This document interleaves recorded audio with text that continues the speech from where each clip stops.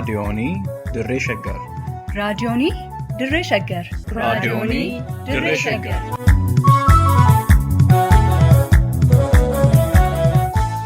Raadiyoonii Dirree Shaggar. Raadiyooniin Dirree Shaggar torbaan guutuu guyyoodhaan galgalatti sa'aatii tokkorraa eegalee amma sa'aatii tokkoof walakkaatti dambalii gabaabaa meetir baandii 19 kiiloo heerzii 15,415 irratti qophii dabarsuu amma jalqaba. Raadiyoonii Dirree Shaggar.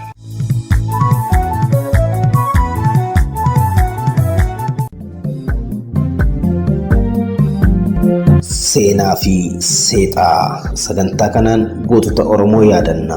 Oromoo fi Oromiyaa wal barsiifna.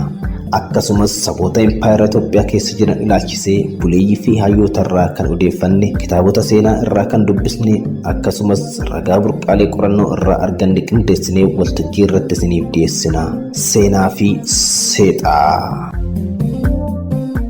Shee Bakrii Saaphaloo. Dhaggeeffattoota keenya kabajamoo, sagantaa keenya seenaa fi seexaa har'aatiin seenaa hayyuu Oromoo kan Shee Bakrii Saaphaloo qabannee dhiyaannee jirra. Shee Bakriin eenyu? Maal dalagan? Qophii keenya har'aa keessatti deebisaa argattu. Qopheessan Duubee Wayyeessaa kan isiniif dhiyeessu ani Gurmeechaa Gammachuutii. Amma dhumaatti nu waliin tura.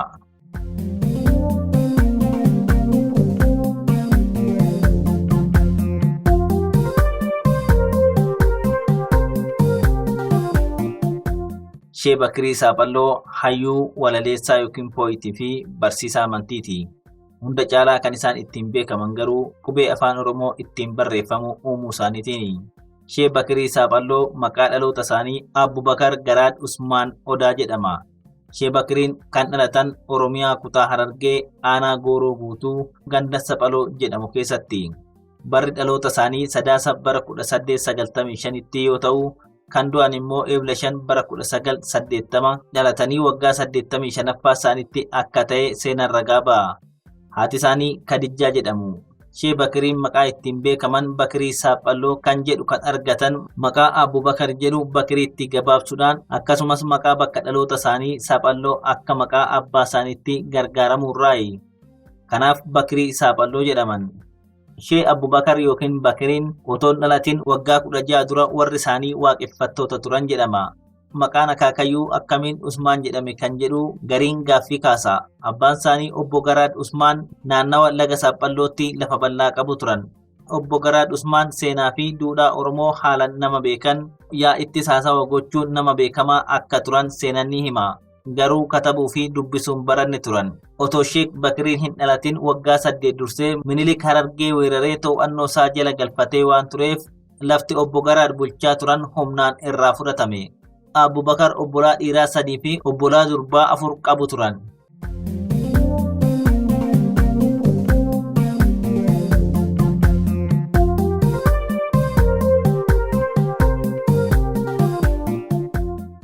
Guddinaa fi barnoota Shee Bakriin barnoota sadarkaa duraa kan xumuran bakkuma dhaloota isaanii Saphallootti. Erga barumsa sadarkaa tokkoffaa fixanii booda garuu Abubakar gara Carcar deemanii barsiisaa amantii Islaamaa Shee Umar Aliyyii Balballee jalatti baratan. Akka maddeen tokko tokko himanitti Shee Bakriin dursanii kan deeman waggaa muraasaaf gara Arsii iddoo Waybar jedhamu. Achi deemanii Sheeka Baalee beekamaa Shee Abdallaa biratti barachaa turan jedhama.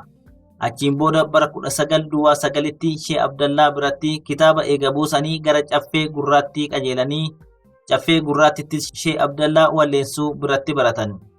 Boodarra bara 1922tti gara Carcar deemanii Shee Umar Balballeetti biratti baratan jedhama.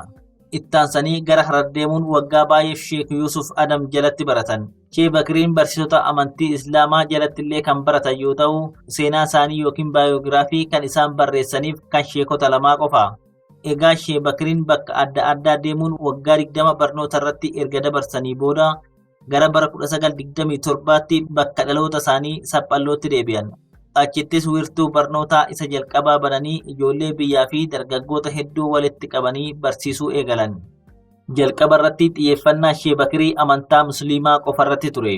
Adeemsa keessa garuu dhimmi seenaa Oromoo kan abbaa isaaniirraa dhagaa guddatan sammuu isaanii keessa naanna'uu jalqabe. Keessumaa ammoo erga sagantaa barnoota fagoo Yuunivarsiitii Alaazar kan biyya Masriitti argamu waliin jalqabanii booda daranuu beekumsa warraaqsaa kan siyaasa Afrikaa, Awurooppaa fi Eeshiyaa waliin daran wal barachuu danda'an. Kanaanis hawwii fi yaadni isaanii bal'achaa deeme, kaayyoo fi karoorri isaanis dagaagaa deeme. Kanaaf amantii cinaatti barnoota akka hawaasaa, seenaa, herreega, qorannaa urjii yookiin astiroonoomii, afaan Arabaa fi barreeffama afaan Oromootiin barreessuu barsiisuu eegalan. Kana malees afaan Oromootiin walaloo barreessuu jalqaban.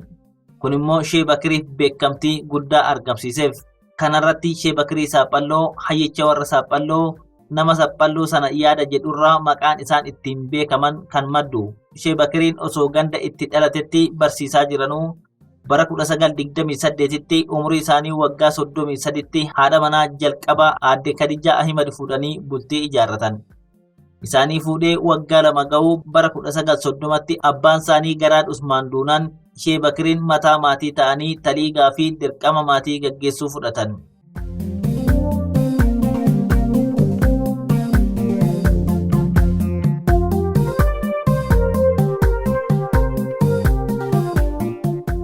Wiirtuu barnootaa hedduu banuu Shee Bakirii.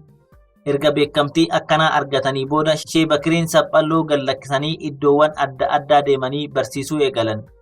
Barnoota Islaamaa osuma barsiisaa jiranuu sammuu isaanii keessatti yaadni guddaan deddeebi'aa ture. Dhimma siyaasaa, aadaa fi hundaa ol dhimma guddina afaan Oromoo ture. Keessumaa afaan Oromoo afaan saba bal'aa ta'e otoo jiruu guddina dhabee qancaruunsaa hedduu isaa yaaddesse. Kanaafis tarkaaffii duraa ofumarraa jalqaban. Tarkaaffii kanas sirna baruu fi barsiisuu afaan Oromoo ammayyeessuu fi idileessuurraa jalqaban. Kanaaf barnoota amantii maddiitti barnoota falaasamaa, ji'oogiraafii yookiin saayinsii, seenaa fi herreega afaan Oromoo fi Arabiffaas barsiisuu jalqaban. Tooftaan baruu fi barsiisuu sirna kenniinsa barnoota isaa ammayyummaan kan deeggarame waan ta'eef barattoonni isaanii qomatti akka haffazan yookiin qabatan qofaa osoo hin taane afaan Oromootii fi Arabiffa barreessuu, dubbisuu fi dubbachuun ulaagaa guddaa ture. Tooftaa kanaan sheekota ciccimoo fi bebbeekamoo baay'ee horatan. Isaan keessaa bebbeekamoon kanneen akka Aliimaa fi hayyuu beekamaa Sheek Muhammad Rashaad, Kabir Abdullee fi itti gaafatamaa dhimma Islaama Itoophiyaa kan turan Sheek Abdurrahaman Muudaa tuquun ni danda'ama. Shee Bakiriin osuma darasoota isaanii barsiisaa jiranii gama tokkoon yaadni walaloo barreessuu sammuu keessa deddeebi'uu jalqabe. Yeroo kana maagata yaadaa gara walaloo barreessuttis mi'eessanii walaloowwan mi'ooftuu fi dhama qabeessa afaan Oromootiin kan barreessuu jalqaban. Qabiyyee walaloo isaanii zikrii yookiin walaloo amantii, walaloo siyaasaa yookiin warraaqsaa, walaloo aadaa kan akka dirashii, shobdoo fi kan kana fakkaatan irratti xiyyeeffata. Gama biraatiin Shee Bakiriin barnoota kennan kana babal'isuu barbaadan. Kanaafis jecha wiirtuu barnootaa bakkeewwan itti banan keessaa bara 1940tti wiirtuu lammaffaa Addeelletti banan. Warri Addeelles aalamni hayyuun kun ilmaan isaanii akka barsiisaniif ilmaan isaanii gammachuudhaan gara Shee Bakiriitti ergatan. Wayita wiirtuu Addeelletti barsiisan kanatti ture Shee Bakiriin bultii lammataa kan ijaarratan. Waggaa 8 booda jechuunis bara 1948tti ammoo wiirtuu barnootaa sadaffaa Liigibootti banan. Yeroo kanatti ture dhimma afaan Oromoo irratti irra caalaa kan dhormamanii hojjetan. Afaan saba bal'aa qubee ittiin barreeffamu dhabuusaatti gaddi itti dhagahamaa kan ture Shee Bakiriin qubee afaan Oromootiin wassimu uumuuf qorannoo duraan jalqaban jabeessan. Wiirtuu barnoota isaa afraffaa Koortuutti bara 1953tti bananii barsiisuu itti fufan. Wiirtuu barnoota isaanii kanneen qofatti hin daangessine. Magaalaa Dirredawaa, Qabbanaawaa fi Bobbaasattis ni babal'isan. Shee Bakirii Saaphalloo hojii sabaaf faayidaa qabu kan hojjetan keessaa qubee afaan Oromootiif mijatuu fi hanqina gama qubeetiin afaan Oromoo qabu hundeerraa furuuf yeroo dheeraa balleessuu isaaniiti. Qubeen isaan uuman kun ammoo akka dambiidhaan hojjetu kan mirkaneeffatan ofumaa ittiin barattoonni isaanii akka qubeessanii fi akka dubbisan shaakalchiisuudhaani. Bakkeewwan isaan ittiin barsiisanii barattoota hedduu itti horatan keessaa bakkeewwan bebbeekamoo 3 maqaa dha'uu dandeenya. Isaanis Hortuu, naannawa Dirredawaa, magaalaa Dirredawaa mataasaa fi Addeellee. Bakki Dirredawaa irraa kiiloomeetira 25 fagaatee karaa Harar irratti argamu bakkeewwan bebbeekamoodha. Shee Bakiriin Addeelletti mana barumsaallee ijaaranii turan. Manni barumsaa kunis Maskiida Bakirii jedhamee beekama. Yeroo Addeelletti barsiisaa turan kanatti Shee Bakiriin barreeffamoota hedduu afaan Oromoo fi afaan Arabaatiin barreessaa turan. Shee Bakiriin qubee afaan Oromoo ittiin barreessan haaraa bara 1956tti iddoo Hagi Qomee jedhamutti uuman. Shee Bakiriin qubee kana erga kalaqanii booda gara naannawa dhaloota isaaniitti deebi'uu filatan.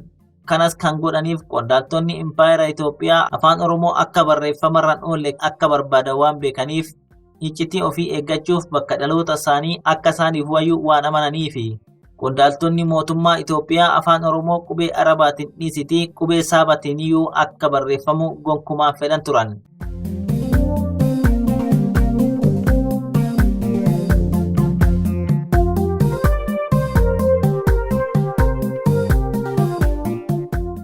Kitaabilee Shee Bakirii.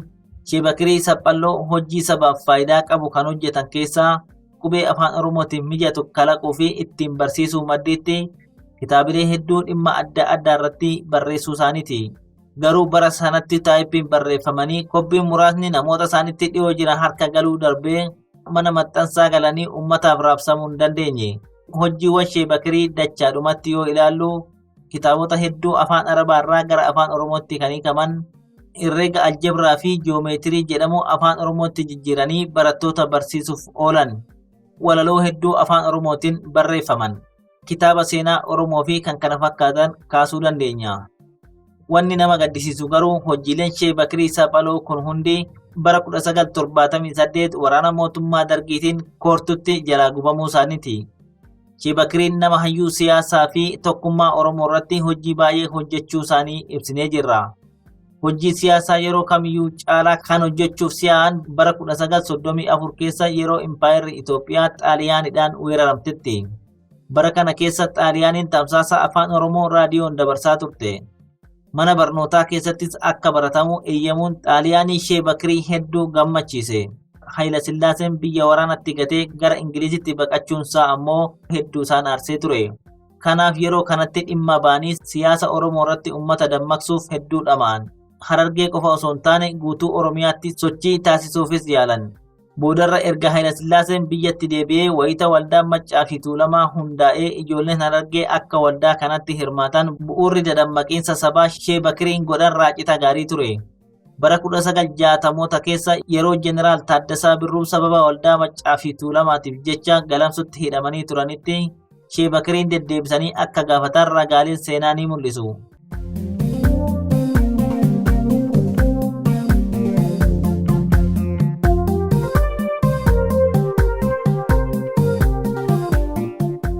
Ugguramuu Shee Bakirii. Akkuma Shee Bakiriin dursanii tilmaaman jalqaba irratti qubeen afaan Oromoo kun naannawa Harargeetti fudhatama guddaa argateeyyu. Qondaalonni mootummaa Itoophiyaa tarkaaffii Shee Bakirii Saphalloo kana ija sodaatiin ilaaluun Oromoon akka of baru godhee tokkummaa biyyattii balaa keessa buusa jedhanii bir'atan. Kanarraa ka'uun jalqabumarratti qubee kana ukkaamsuu filatan. Haala kanaan bara 1965tti Shee Bakirii Saphalloo Dirree Dawaatti hidhaa manaa jala akka turan godhan. Barsiisuu garuu akka itti fufan eeyyamaniif. Bara 1968tti ammoo torbanitti si'a 2 yookiin 3 gara addeellee akka dhaqan eeyyamaniif. Yeroo kana Shee Bakiriin barreeffama Shalda jedhamu kan fuula 20 qabu kan barreessan. Shaldaan barreeffama qajeelfama amantii qabate fakkeeffamee kan barraa'e yoo ta'u, qabiyyeensaa dhugaa garuu jalqabaa qabee amma dhumaatti waa'ee bittaa garbummaa Amaaraa fi hacuuccaa Oromoo irra ga'ee fi rakkina sirna Hayila Sillaasee jalatti uummata Oromoo irra ga'aa jiru kan qabate ture. Wanti biraa Shaldaa adda godhu ammoo qubee Shee Bakirii Saphalloo kalaqaniin kan barreeffame ta'uusaati.